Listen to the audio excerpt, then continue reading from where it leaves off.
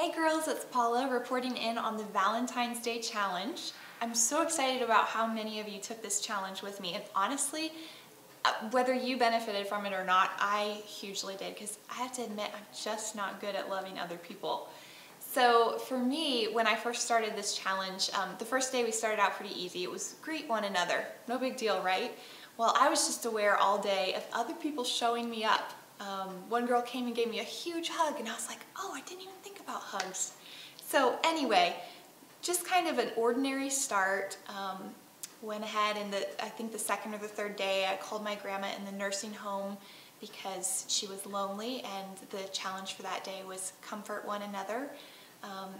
So as I started it, I think that for me, it was just one other thing on a very full to-do list to have to check off, and at the end of the night I'd have to think, oh, did I encourage someone today? Oh, I don't think I did. About the 7th day into the challenge, I got sick, and this is kind of embarrassing to admit, but honestly I was kind of glad, because sometimes it's, okay, pretty much all the time, it's inconvenient to love other people, and I was kind of glad for the break. Like, all right, I can just lay in bed for a couple days. I don't have to love anybody. But, you know, that's a pretty, that's not really much fun either. And it was just neat, because when I got better a couple days later, I feel like the Lord just gave me so much momentum and excitement for the challenge. And about day 10, after just doing it every day, just to check it off my list, it started to get really, really exciting.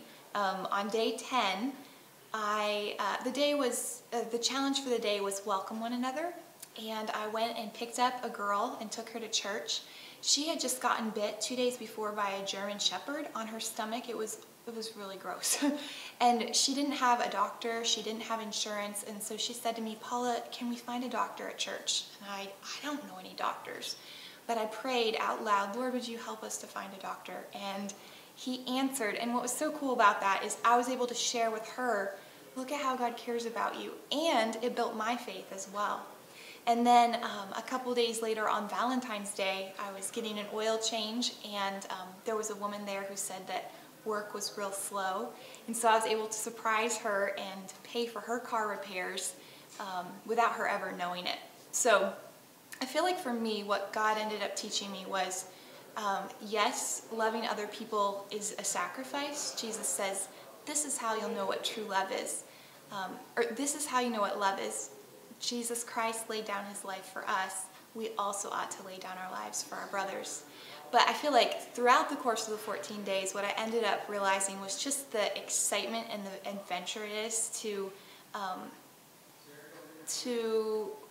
show other people the same love that God's shown to us. So that's just a little bit about my challenge, and I would really love to hear about yours. Would you leave just one story below in the comment blog? You can leave more, but at least one story from your 14 days. And I love you, and I'm so grateful you did this challenge with me, and let's not stop.